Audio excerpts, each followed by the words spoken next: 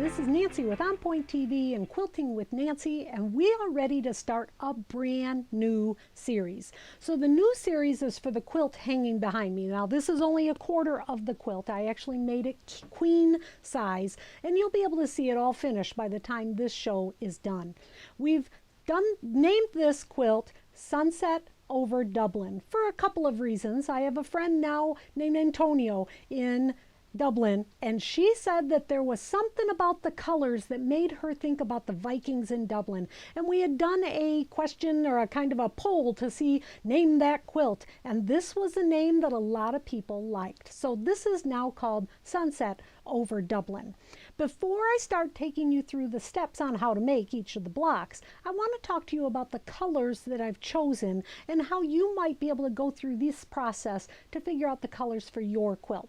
So to start this, I found this fabulous fabric. I mean, this fabric is just gorgeous. It has everything that I like about a fabric. This is one from In the Beginning, Jason Yenter design, and this is 2020, and this was one of his new designs. So if you're watching this in 2030, you probably won't be able to find this fabric. The current time, you might be able to find it. You never know. Now, what I love about this fabric is it has so many great, bright colors. It's got a wonderful design with the flowers, and it's got what kind of looks like a cityscape, and so that gives it this long line. I really love that. So with that in mind, my intention is that this, like on the quilt behind me, will be the setting triangles. So that means that all of the blocks on the inside, I want to coordinate in some way. So when I made the one behind me, the original one, this was my background fabric. Now this was a batik fabric, and I love it. I love that it had all these colors, the shades of pinks to salmons, even to yellow. And that was my background fabric. So on all of the blocks, when you're looking, this is the background fabric. Here is the background fabric. Here is the background fabric. So I just thought that looked kind of funky. Now on the quilt that you're seeing now, this was made by my friend Margot, and that has a cream colored background. Just another option. She really used about the same colors that I used, but just in a cream colored background. And this is Antonia's quilt. She made it truly scrappy. So it doesn't have just one background. Every block had different colors throughout. So you can see that when you're making this quilt, you can make it a stash buster and use all the different fabrics in your stash, or you can make it more coordinated like I've done. But I want to show you what's going to happen when, instead of using this fun batik background, I use a black. Now in the pattern, every one of the blocks, I give you the picture of the block made in cream and the block made in black, because that's what I'm going to do throughout this series. So this will be my background. I'm going to use the same focus fabric for my setting squares and triangles, a black background, and these are the colors that I used with the pink. But there's some of them that really aren't going to work as well when I use it in the black. So this purple, for instance, this was the dark purple that I used, and for the pink, it was great. Well, instead of this dark purple, I'm going to use this dark purple. Now, it's still dark, but you can see that because it has those little lighter stars in it, you can see it against the black a little bit better. So that'll be one thing that I'll change. Another thing I'll change is the dark green. Here the dark green is just a little too close to the black. So this green is kind of even a different shade, but I love that it's also in the focus fabric. So I'm bringing in another one of the colors from the focus fabric. The pink, I'm going to use this softer pink now.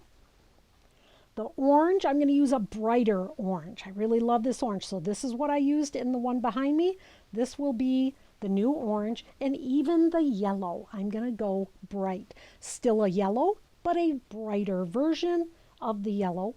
I'm going to this time use this lavender. Now when I used it a little bit in the back, but a lot of times I just found that it was too close to the pink batik, but this time I'm going to use it more because of course it looks great next to the black.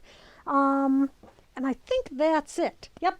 So this will be, oh, I do think one more change I'm going to make, and I don't have it right here, but I am going to use a different blue.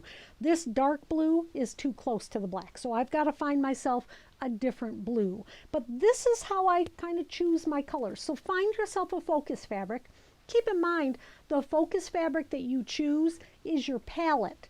That means that you don't have to use the focus fabric in the quilt. If you've got a favorite picture in your house and something about the colors in that picture really say something to you, consider using that as your palette. It just makes it a little easier, I think, in quilting world when we use a focus fabric. But don't keep yourself stuck on a focus fabric. Don't think that you have to use this. Like, what if you found a fabric that had little yellow ducks on it and it had all these other fun colors and you loved the palette, but really little yellow ducks wasn't really going to work in this Sunset Over Dublin kind of a quilt. So consider that when you're picking out your fabrics. When we come back, I'm going to show you how I prepared all of my fabrics before I even made one cut. Well, now that we have chosen the fabrics that we're going to use in the quilt, for this quilt, I want to recommend that you prepare your fabrics maybe a little differently than you have ever done before. If you've ever been watching any of my shows, you know that I use Mary Ellen's Best Press. It's almost like I'm a little spokesman. I'm not. I just love the product. I use that all the time. I'll be making a strip of fabric. I swear, I spray size it. I put the block together. I spray size it. On the back of my quilts, I spray size it. Constantly, I'm using spray sizing. Well, on this quilt, there's a lot of half-square triangles, a lot of flying geese. Just a lot of the blocks, actually all of the blocks, have at least one bias seam on it. And I have found through the making of this quilt that when I prepare my fabric ahead of time with the sizing, it made a world of difference in the construction. And I'm willing to bet that there's a lot of quilts that you're making that if you try preparing your fabric this way, you might think, wow, I wish I'd known about that sooner. Now keep in mind, I do not think this is how you need to prepare your entire stash. There's some quilts, a lot of quilts, that just don't need this kind of a preparation. And some of them would be detrimental if they did, because we're going to stiffen these up. And there's some quilts like a New York Beauty and a double wedding ring where you need to have the fabric be flexible to be able to do those curves. So don't go and do this to your entire stash, but I do think that once you've chosen the fabrics for this quilt, I think you might want to give this a try. And what we're going to do is we're going to do a test. I've been using the Mary Ellen's Best Press for as long as Mary Ellen's Best Press has been out. Previous to that, I used to use spray starch that kind of foamed up and then it would stick to my fabric, and it just wasn't what I wanted. The Mary Ellen's doesn't do that. But people keep telling me about making my own. Now, making your own is done with distilled water and vodka. Now, I'm told the cheapest vodka you can find. And then also they'll put a like a smelly essential oil that has some smell to it. I don't have any of that, but I don't imagine that it needs to smell. My favorite Mary Ellen's is the unscented. So that's what we're going to try. So we're first going to do it with the Mary Ellen's. Now, this is my spray bottle. I'm not going to use the spray bottle. I'm going to use mine in my jug. You could use it in the spray bottle. And the truth is it doesn't use that much more of the sizing. It does use more, but not a ton more. If I wanted to do this with just the spray, I could open it up and spray it and dry it with the iron. Then spray it again and dry it with the iron.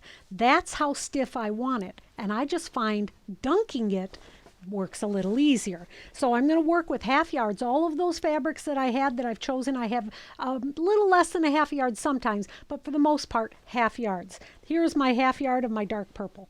I'm just going to put that in a bowl and I'm going to pour in some sizing. Now, I don't know how much I'm pouring in. I'm pouring in that much. All right, and that much is going to be enough for not just this piece. I'll be able to use this for a lot of the different fabrics. So I'm just going to work it in there. I guess I'm kneading it. If I ever had made bread, I guess this is maybe what it might be like. But I'm completely soaking it. Then I'm going to squeeze out as much as I can without twisting the fabric too much. You don't want to twist it because it's wet. I'm really squeezing it out. So there's still a lot of liquid in here, so I'd be able to go to my next piece, but I'm going to move that to the side. Move everything over.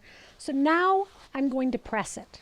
It's soaking wet. Oh, I did find that if I didn't want to spend the time pressing it when it's soaking wet, you actually can just leave it lay out overnight. and it'll dry and then come back and press out the creases. I've got a lot of this to do, so I mean, I'd have to have a lot of spaces throughout my studio that I'm doing that with. I don't have that much space in my studio. So just going to lay it out, and then I'm going to start pressing it. Now my iron is on high heat with no steam. And when you're first doing this, because I mentioned that the fabric is very delicate when it is wet, when I'm moving this iron, this is my selvage edge here. I am moving the iron along the selvage edge because that's the edge of the fabric that has the least amount of stretch. If you move the iron the width of fabric, you can actually get little rumples in the fabric because there is stretch there. When I'm doing it, when it's really soaking wet like this, I am barely letting it touch it. I am lifting constantly. I am not pushing down at all.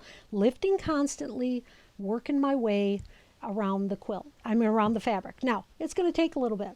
This is when you want to be sure that you've got a good book on tape, maybe some good jamming music.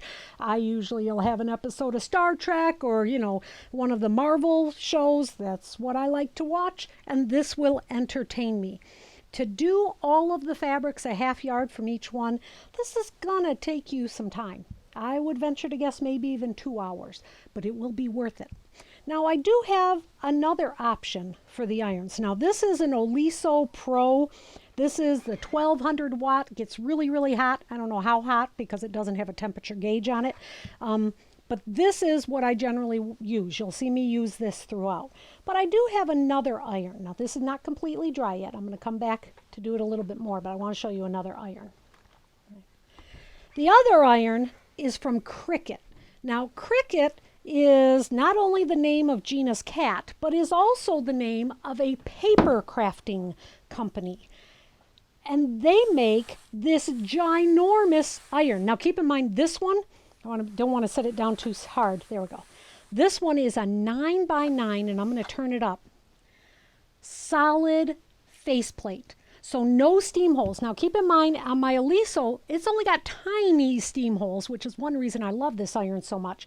On the Cricut, no steam holes, flat faceplate. Now they designed this to be used for when you're doing vinyl lettering. If you're doing the ironing of vinyl lettering, they have a small, medium, large, and gargantuan size of these now. There's one that's, I don't know, it's like 12 inches square maybe. Huge. Now, I honestly would love to have that for two things. One, if I had the space to store it. I can just barely find space to store this one, but they're expensive. They are not cheap. So you're going to want to find this at a place where you can get it at the very best price.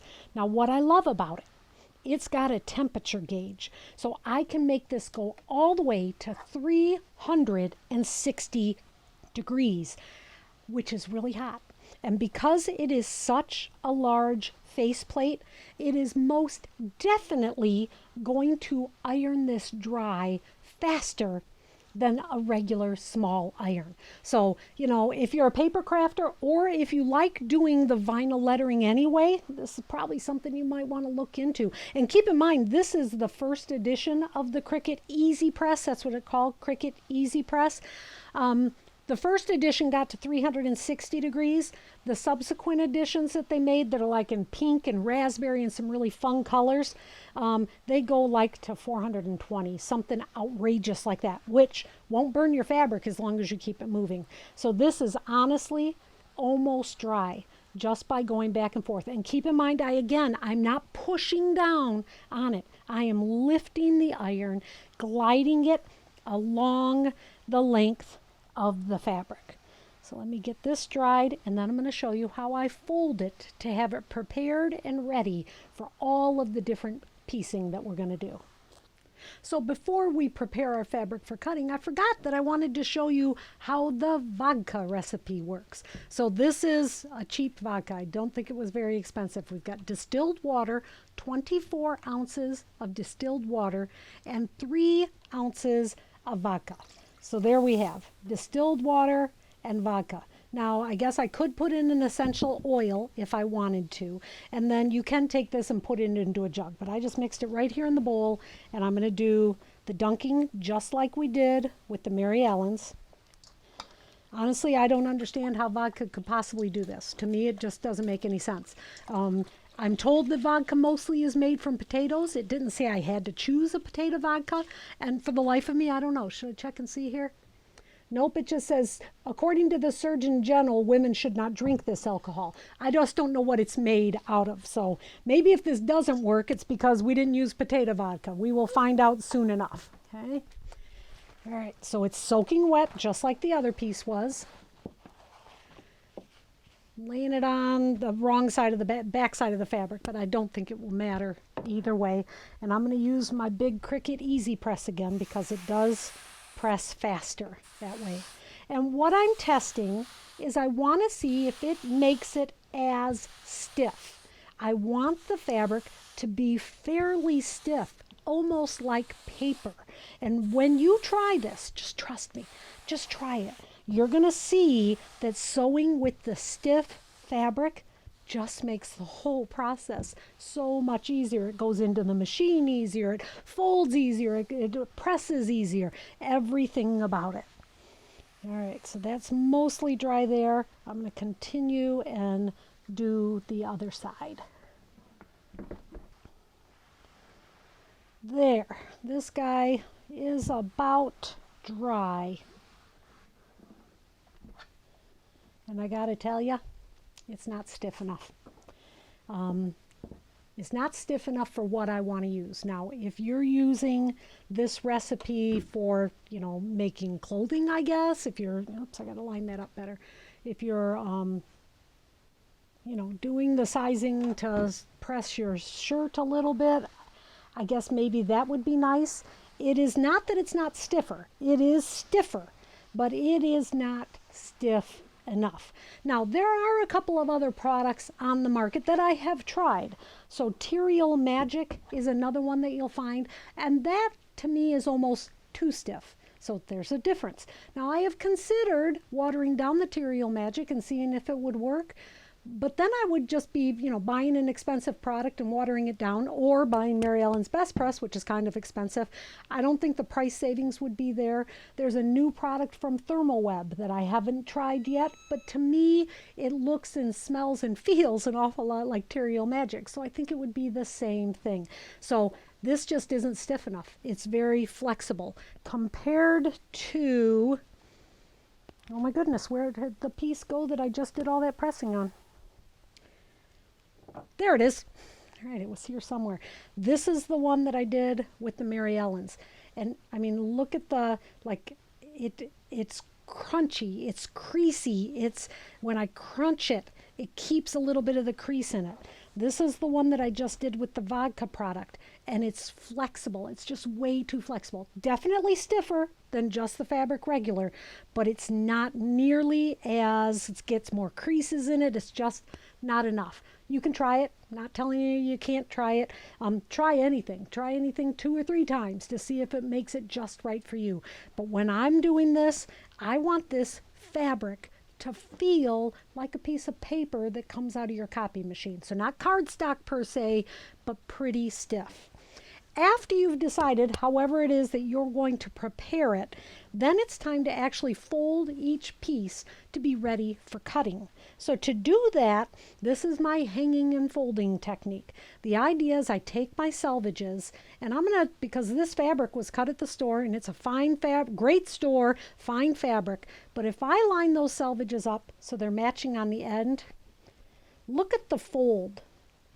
Do you see how that fold is all wonky? That's not hanging right. It needs to hang straight. So I'm going to take the selvages and I'm going to shift it to the side that is toward me, to my right. And as I do that, watch the fold. Ta-da! There it is, all lined up perfectly. So now it's hanging great. But do you see this little bit of an edge here? Yeah, I lost an inch of fabric.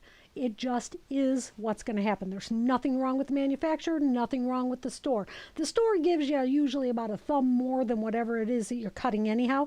It just happens sometimes that that's how it comes off the bolt. You'll have plenty of fabric. Don't worry about it. So after you hang it, then lay it down in front of you. So now the selvages are here by me and the fold is away from me.